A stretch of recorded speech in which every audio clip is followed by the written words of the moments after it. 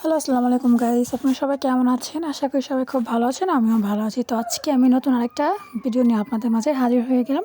তো এখানে হচ্ছে আমি চিকেন রোস্ট করব। তো সেজন্য এখানে আমি চিকেন রোস্টের পিস করে নিয়েছি। তো এখানে আমি লেবুর রস এবং লবঙ্গ দিয়ে নিয়েছি। নিয়ে তো এখন আমি এটা ভেজে নিব। তো দেখুন আমার কিন্তু মাংসটা কিন্তু খুব সুন্দর ভাজা হয়ে গেছে। তো এখানে আমি পেঁয়াজি বাটা, আদা রসুন বাটা এবং গরম মশলা, জিরা বাটা, সস বাটা সব কিছু কিন্তু একসাথে দিয়ে আমি ভালো করে ভেজে নিয়ে পরিমাণ মতো একটু পানি দিয়ে দিলাম। পানি দিয়ে এখানে আমি এখন স্বাদ মতো লবণ দিয়ে দিব। তো স্বাদ মতো লবণটা দিয়ে ভালো করে একটু নেড়েচেড়ে নিতে হবে। তো নেড়েচেড়ে এখানে হচ্ছে পরিমাণ মতো হলুদের গুঁড়া দিয়ে দিব। দিয়ে ভালো করে একটু নেড়েচেড়ে নিব। দেন হচ্ছে এখানে আমি মরিচের গুঁড়ো দিয়ে দিব। মরিচের গুঁড়োটা একটু দিয়ে ভালো করে নেড়েচেড়ে নিতে হবে। তো এখন সব মশলা দিয়ে ভালো করে কষাতে হবে। খুব সুন্দর কষানো হয়ে গেছে। এখন হচ্ছে আমি ভেজে রাখা যে মাংসগুলো ছিল সবগুলো আমি দিয়ে দিয়েছি। দিয়ে ভালো করে একটু নেড়েচেড়ে নিতে হবে।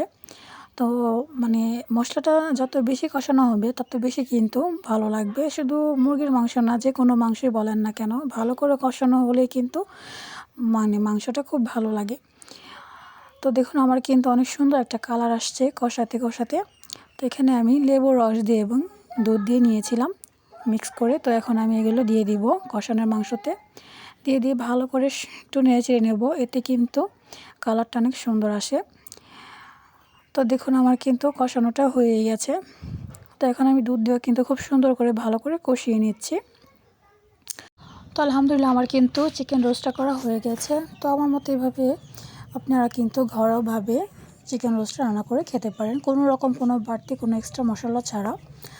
তো ঘরোয়া মশলা দিয়ে কিন্তু আসলে রোস্ট রান্না করা হয়ে যায়। তো আমরা কিন্তু অনেকেই ভাবে রোস্ট রান্না করতে হলে অনেক কিছু প্রয়োজন। তো ঘরের কিছু ঘরোয়া মশলা দিয়ে কিন্তু আসলে রান্না করা হয়ে যায়। তো সেই রোস্টটাই কিন্তু খুব ভালো লাগে। তো দেখুন আমার রোস্টের কালারটা কিন্তু অনেক সুন্দর আসছে। তো আজকে আমার এই রোস্টের রেসিপিটা কেমন লাগছে এটা আমাকে অবশ্যই কমেন্টে জানাবেন। সবাই ভালো থাকবেন, সুস্থ থাকবেন। আল্লাহ হাফেজ, আসসালামু আলাইকুম।